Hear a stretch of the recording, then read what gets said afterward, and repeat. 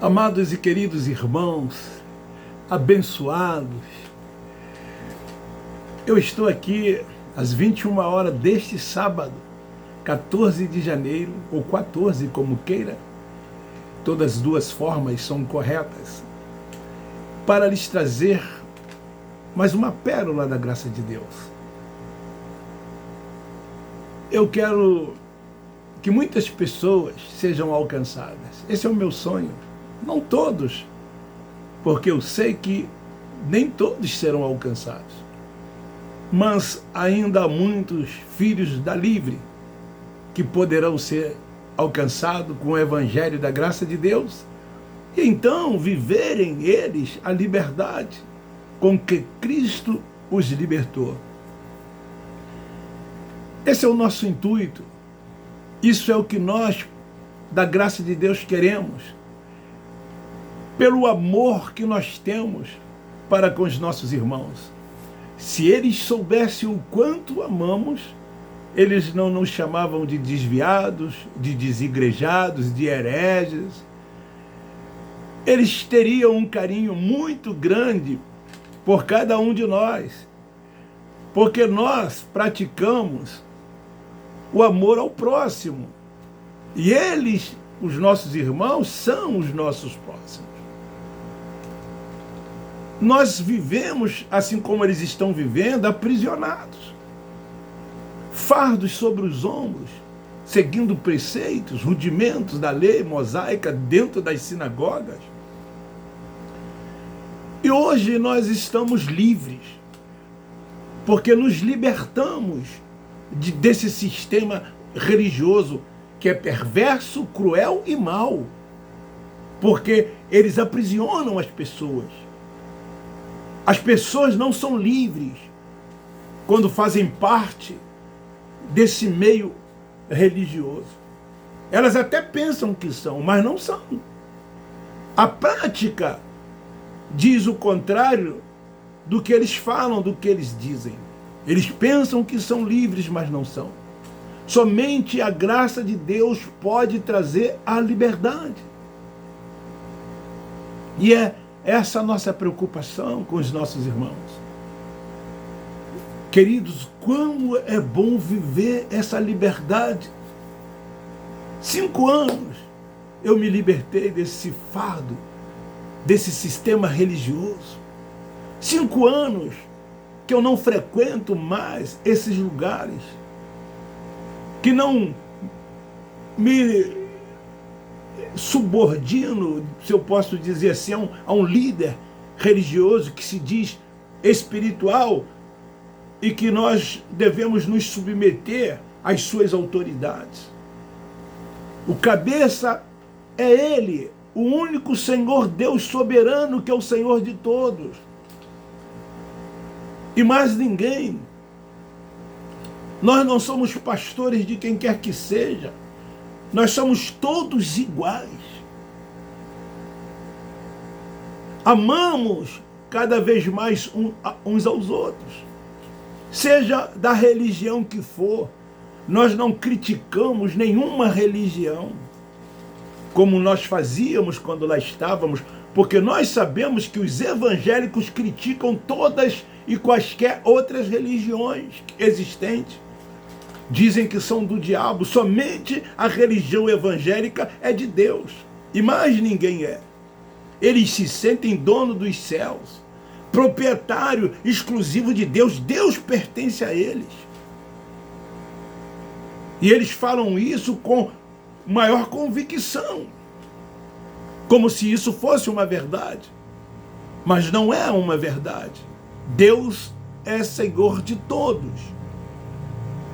Mas vamos lá, eu quero falar hoje sobre esse ser espiritual, que eles dizem que existe, cujo nome é Satanás, ou é diabo, ser este que vive atormentando as pessoas. Então eu quero dar um tema a essa mensagem. Judas era o diabo? Pedro era Satanás? Por que esse tema? Porque nós sabemos que houveram duas situações. Uma foi quando o Cristo Nazareno se reuniu com os 12 apóstolos por ocasião da última Páscoa. E ali estavam os 12, dentre eles Judas. E o Cristo Nazareno disse que um dentre eles havia de traí-lo. E esse era o diabo. Se referindo a quem? A Judas, um dos 12, seu apóstolo. Se o diabo existe como ser espiritual, como a religião ensina, então Judas era um apóstolo do Cristo Nazareno, e então ele escolheu um diabo para ser seu apóstolo. Lógico, isso no entendimento do sistema religioso dos religiosos. Se esse ser existe. Então, por que naquele momento o Cristo Nazareno chamava Judas de diabo? Porque Jesus, ele era um judeu. E ele sabia o significado dessa palavra. Ele sabia que a palavra diabo significa opositor, traidor. E ali Judas estava se opondo ao Cristo Nazareno. O vendeu por 30 moedas de prata. Traiu ele, entregando ele para os romanos. Foi isso que Judas fez. Por isso que Jesus Nazareno o chamou de diabo. E o outro foi quando Pedro, que não queria perder a companhia do Nazareno, e o Nazareno estava sempre dizendo que ele iria morrer, que ele iria ressuscitar no terceiro dia. E então Pedro disse para o Cristo Nazareno que não queria que aquilo acontecesse. E dizia: tu não vais morrer. Mas a missão de Jesus de Nazaré era morrer. Porque ele veio para buscar e salvar as ovelhas perdidas da casa de Israel. E ele precisava cumprir a lei e tinha que morrer. E Pedro não queria que isso acontecesse. E então Jesus vira-se para Pedro e diz: para trás de mim, Satanás. Porque era um opositor, ele estava se opondo ao ministério terreno de Jesus de Nazaré. Por isso que ambos foram chamados, um de diabo e outro de Satanás. Adjetivos, religiosos evangélicos, adjetivos.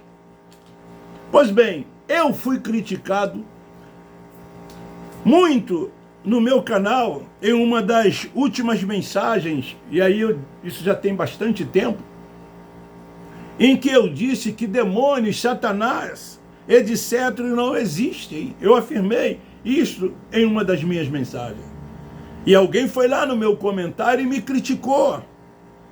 Então eu gravei um vídeo na ocasião respondendo a um religioso evangélico quem era o diabo que tentou a Jesus. Porque ele disse para mim que o diabo existia e que tanto ele existia que quando Jesus foi levado pelo Espírito ao deserto, ele foi para ser tentado pelo diabo.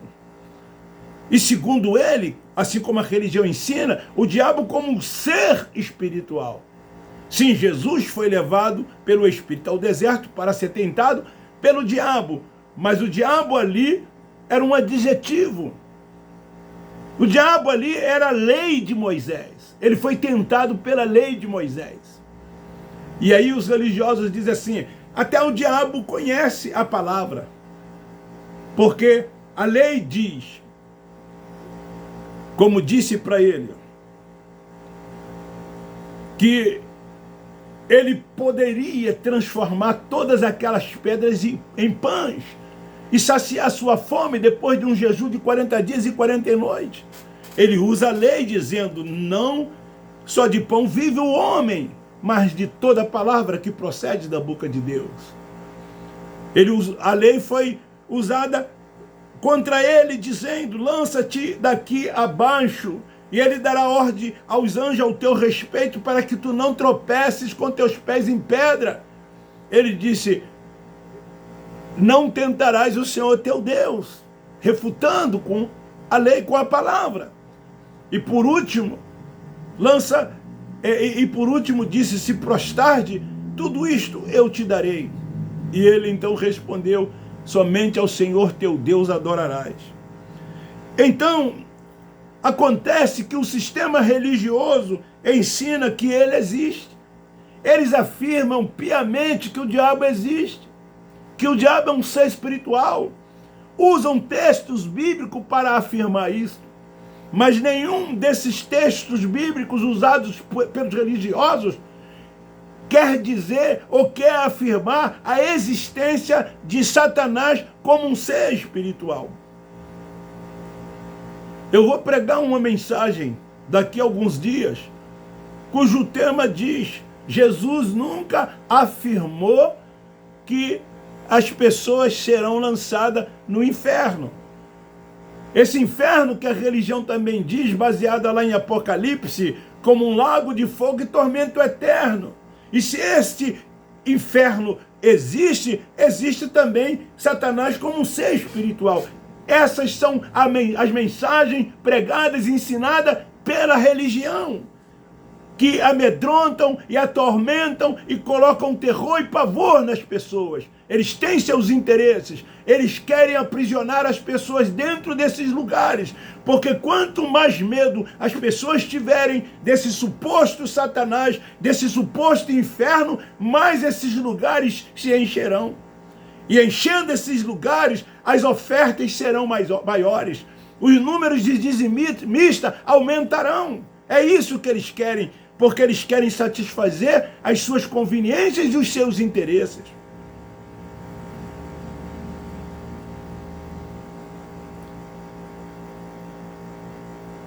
Então esse ser espiritual, dito por eles, que veio e vive a atormentar as pessoas, que esse ser no mundo espiritual é uma criatura, que supostamente foi um anjo caído, porque é isso que eles pregam e ensinam, fundamentando lá no livro do profeta Ezequiel, no capítulo 28, que esse anjo caído virou o diabo, porque como anjo ele estava competindo com o Criador, o poder. Esse suposto anjo lá nos céus queria o poder, queria ser semelhante ao Altíssimo e está entronizado acima do trono do único Deus poderoso, Criador dos céus e da terra e de tudo quanto neste mundo há.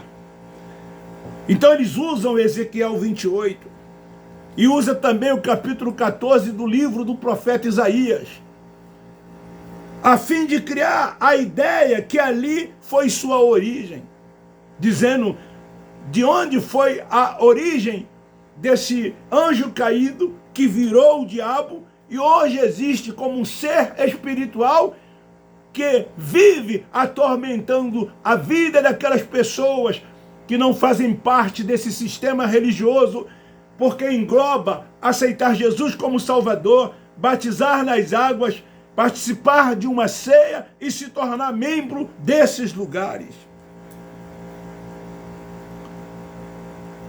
Se esse ser espiritual que eles afirmam existir é verdade, eu pergunto, como está escrito lá em João capítulo 6, versículo 70, Judas era o diabo? Judas era o ser espiritual? Jesus Nazareno, ao dizer isso, ele estava afirmando que esse ser espiritual existe? É isso que diz lá em João 6,70? Claro que não! Como eu disse no início, Jesus usou este termo que significa opositor, adversário, como um adjetivo que qualifica as pessoas.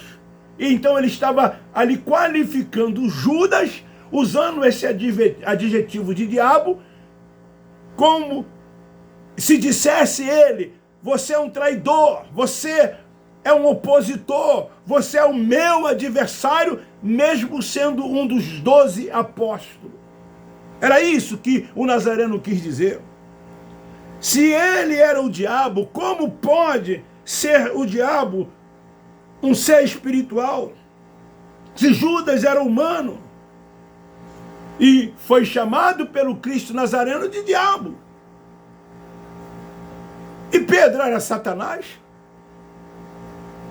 Lá em Mateus capítulo 16, versículo 23, o fato de Jesus se dirigir a Pedro: para trás de mim, Satanás, Jesus estava dizendo ou afirmando que Satanás existe. Olha a maldade, a malícia capciosa desses líderes evangélicos, desses religiosos. Pegam um texto, não lê o contexto e querem fazer disso uma doutrina de algo que não existe, inexistente. Essa figura espiritual desse ser criado pelo Império Romano, criado pela Igreja Católica, que deu sustentação a isso durante anos e anos, e depois, quando Lutero, ele faz, aspas, a tal reforma protestante, e que daí começa um ciclo dos evangélicos, chamado na ocasião de protestante, ele traz tudo isto para dentro desse sistema religioso, traduzindo a Bíblia por um padre católico chamado João Ferreira de Almeida, que estava a serviço do catolicismo romano. Lá em Ezequiel capítulo 28, versículo 2, lá não fala de um ser espiritual, como a religião usa esse texto para afirmar que se trata de um ser espiritual. Ali no capítulo 28, versículo 2, não se está afirmando que esse ser é espiritual, que esse ser existe. O texto é muito claro e fala que o coração de quem se elevou não foi de um ser espiritual, não foi de Satanás como um ser espiritual, foi de um ser humano. Que coração foi esse que se elevou? Foi do príncipe de Tiro, e não desse ser espiritual. Desculpa a redundância, é para ver se entra na mente, na cabeça desses cegos que ficam guiando outros cegos. E eles são eruditos em teologias, eles são teólogos, eles são professores de escolas bíblicas dominicais, são PhDs, são mestres, são doutorados nisso e naquilo, mas não respeita tempo, não respeita conjugação verbal, não respeitam pronomes, não respeitam destinatário, remetente, época que foi escrito, para quem foi escrito, para que foi escrito e por que foi escrito. Mas tem lá os seus anéis nos dedos, os doutores, que nesses lugares chamados de púlpitos cruzam suas pernas, mostram anéis de grau no dedo, colocam as suas melhores roupas, procuram se destacar dos demais, porque, segundo eles têm um título e estão num patamar superior a todos os demais que ali estão. É isso que eles passam. São hipócritas e demagogos, porque falam uma coisa, mas a prática é outra, totalmente, completamente diferente. O que eles querem dos seus seguidores é a lã, é a manteiga, é o leite, é a gordura. Por isso que eles chamam essas pessoas de ovelhas e diz que são seus pastores. Mas o profeta Isaías, no capítulo 55, chama eles de cães gulosos. Por que eles querem ovelha? Por que eles querem da ovelha a gordura, o leite, a lã? São os dízimos. É isso que eles querem. São as ofertas. O que mais lhes interessa é o dinheiro. Eles vivem disso porque não gostam de trabalhar. Estão gordos de tanto comerem. É café disso, é café daquilo, é almoço disso, é jantar daquilo. É convenção daqui, é convenção dali. Hospedam-se nos melhores hotéis.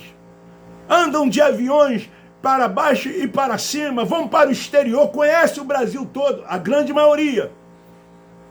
Não todos, porque isso vai muito do tamanho do templo, que eles chamam de igreja de cada um. É isso a mais pura verdade. Verdade esta que muitos têm medo de dizer. Mas nós, da graça de Deus, estamos aqui para pregar a verdade, a sã doutrina. Paulo foi decapitado, Paulo foi perseguido, Paulo morreu por amor ao evangelho da graça de Deus que lhe foi revelado. E esse evangelho da graça de Deus, que ficou por muito tempo oculto, o Espírito Santo tem revelado aos filhos da livre essa palavra. E fica aí esse sistema religioso com o evangelho da circuncisão.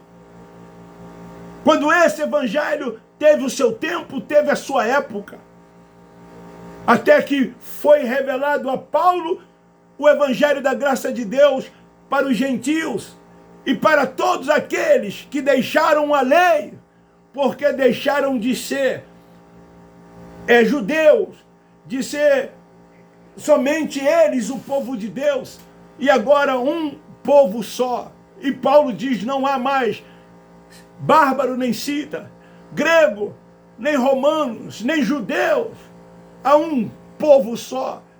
E esse povo é o povo da graça de Deus, esse único evangelho que precisa ser pregado, que nós estamos pregando. Por isso que nós combatemos esse sistema religioso que prega o evangelho da circuncisão e vive na prática das obras da lei, cumprindo preceito dos homens, praticando cerimoniais, fazendo obras dentro desses lugares, buscando justiça própria para alcançar uma suposta salvação, quando na verdade todos já são salvos, eleitos, predestinados, propriedade exclusiva de Deus, e ninguém os pode arrancar de suas mãos.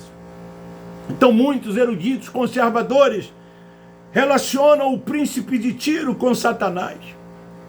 Muitos, que eu já disse aí, teólogos, eruditos, professores, mestres, PhDs, doutores, eles dizem que esse príncipe de Tiro, de Ezequiel 28:2, é Satanás, o ser espiritual que o sistema religioso tanto prega e tanto ensina.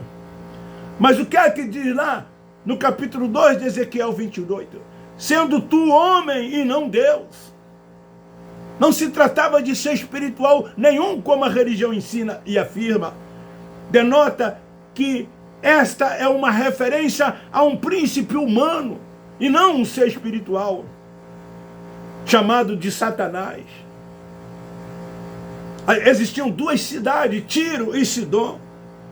E essas duas cidades seriam destruídas, como foi num futuro daquela época, pelos fenícios, que lá invadiram e destruíram essas duas cidades. Então eu quero concluir dizendo que de uma vez por toda cai por terra as mentiras, os enganos ensinados dentro das sinagogas, pelos líderes religiosos, pelos teólogos, pelos professores de escolas bíblicas e por muitos outros que lá estão, porque todos quanto para lá vão, eles falam a linguagem dos seus líderes religiosos. Eu um dia fui chamado pelo líder maior, da onde eu congregava, e ele disse para mim: você não está falando a minha linguagem, você precisa falar a minha linguagem. Vou te dar 30 dias para você decidir. Ou você volta a falar a minha linguagem, em outras palavras,